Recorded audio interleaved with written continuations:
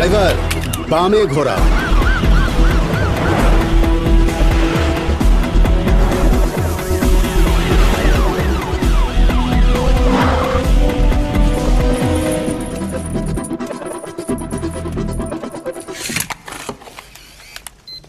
প্রশ্ন করার সাথে সাথে স্যারের প্রশ্নের উত্তর দিতে হবে।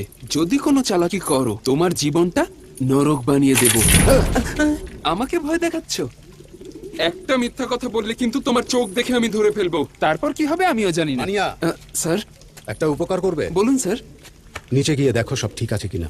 আপনি কি আমাকে ইনডাইরেক্টলি এখান থেকে চলে যেতে বলছেন স্যার? একদমই না, ডিরেক্ট চলে যেতে বলেছি। এত বড় অপমান। আমি নিচে অপেক্ষা করছি। হ্যাঁ হ্যাঁ, যাও। ডাক্তার মাহিন, আসলে 2 বছর আগে আমি যখন এই কেসটা হাতে নিই ভেবেছিলাম এটা খুবই সিম্পল একটা কেস হবে, কিন্তু এখন তো আমার বেশ সন্দেহ লাগছে। কে তুমি? ক্রিমিনাল, টেররিস্ট, নাকি কোনো বিশেষ গোষ্ঠীর নেতা? তুমি কে?